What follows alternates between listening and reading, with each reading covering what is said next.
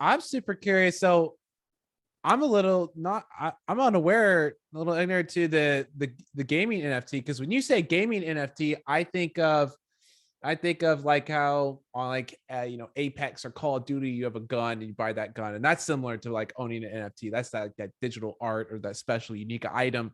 And then I Mhm. know in like different MMOs, there are some NFT like components where you find this rare item and then you can use the cryptocurrency as the actual in-game currency as well, and Yeah, then yeah. buy and trade these items. Is it similar to that? Because what you just said sounds a little bit different.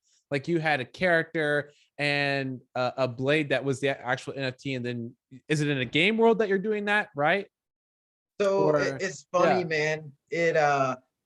It was super primitive what this okay, was, and like play to earn has gone through like a funny phase, right? So like Crypto Blades, the game, and actually Infinity was probably like the first play to earn game, or arguably Crypto Kitties, but that's probably an entire show topic in yeah, itself.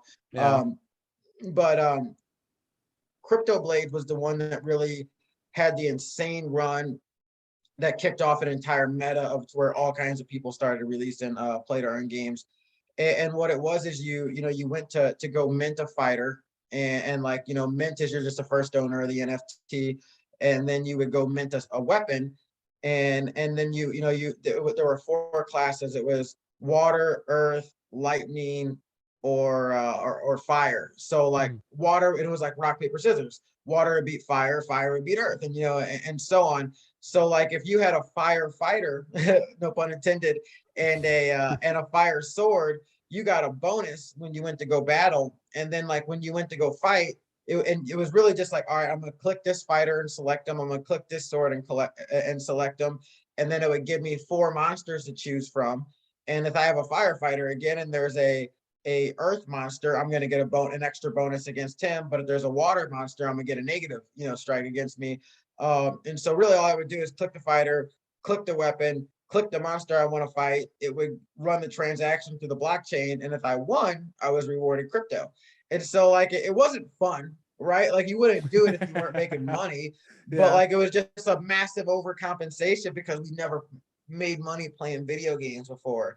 yeah, Um, but it wasn't sustainable, right? Like it was a Ponzi in its purest form. I was just early, so like, yeah. uh, All the you know, benefits.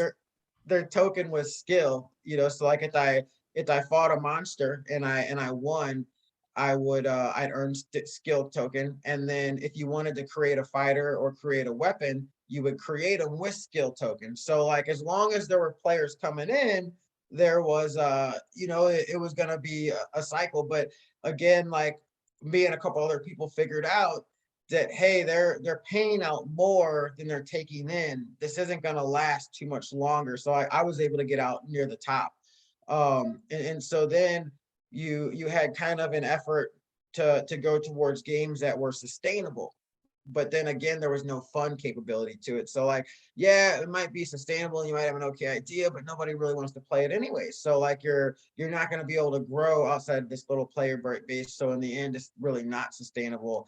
And now what we're seeing is some for real legit game creators like Lucky Cat Studio. They sold for 70 million. They created a blockchain game, then they're in the process of creating it. Or there's a game called BR1 Metaverse. It's a first person shooter. You pay to spawn. You pay $1 to spawn. Every time you kill somebody, you get their dollar or 10% of what they accumulated.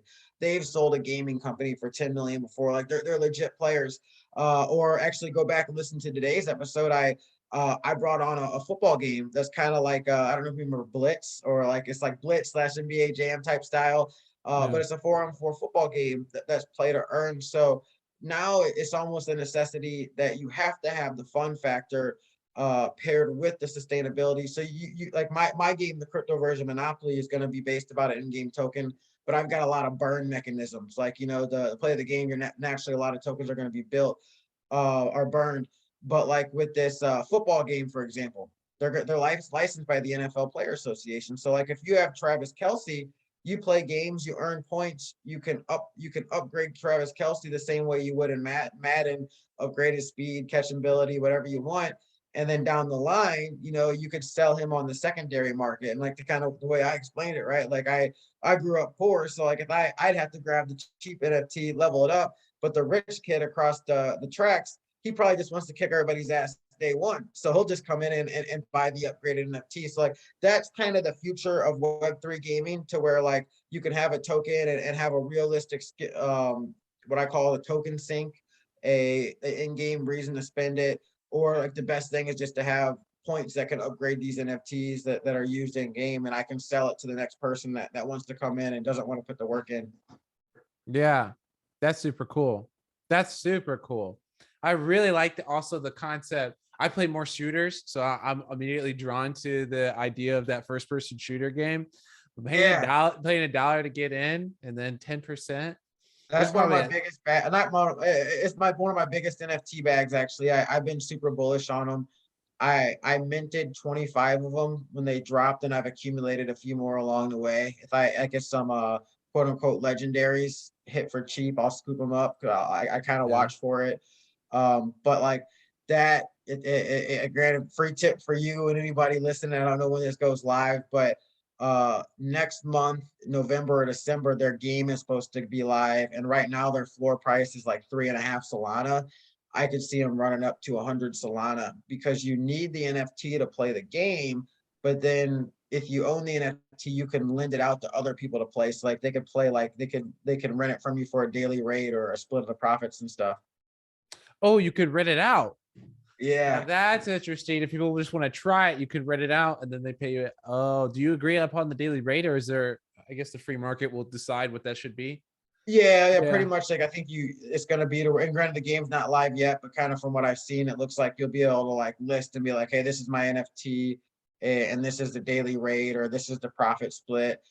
Because there's different, like the rarer ones might have faster speed, better aim, whatever it is in game. Like I suck at shooters, so I'm probably not gonna play it because I don't like to lose money. But like like I plan on having some that I lend out, and then I want to hire a team of people that are good and be like, yeah, I'll pay you $15 an hour to play a shooter, and I expect you guys to play 8 hours a day or 7 hours a day, and then an hour of practice, and fucking like run it like a business.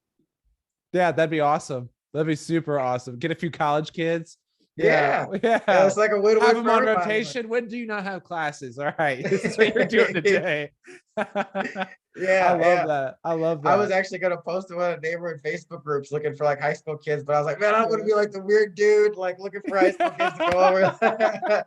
Yeah, you want to be creepy like that. Yeah. And like paying like 15-20 bucks an hour sounds like too good to be true, but when you factor in the math, if like you're good, you're gonna beat that hourly. Oh yeah, for sure. Definitely. Oh, there's the crazy kids on Twitch that are just like play professionally or doing just blow up instantly. Oh yeah, that's the first thing I was thinking about. Is like, oh sorry, yeah, I was. So when I look at my friends, go ahead, you go ahead, my friend, bro. You're good. I'll help my one inner. You got it. Well, I was thinking when these kids are already making a killing just because it's so impressive to watch them. If they're also streaming a game where they're making money by killing people, I mean, just the potential of the earnings there for a lot of these professional gamers. I mean, they might pivot immediately. So. Yeah, and that could build upon itself really rapidly, or even just the high stakes of it makes it that much more intense, and that much it has that draw and appeal behind it of like, oh man. Yeah, and it's cool. Like poker, right? Because you have your low stakes, and like right now they're starting at $1, but eventually you'll get like the real beasts that come in, and like they'll play $100 a kill, and it'll be like some shit that like is like I'd watch that shit. I'm like, damn, this dude just won like 10 G's today. Like, yeah, exactly. Yeah, the viewability of that is really, really high. If you're gonna have a tournament or something, that's cool. I can talk about that. Imagine high stakes poker, but with gaming.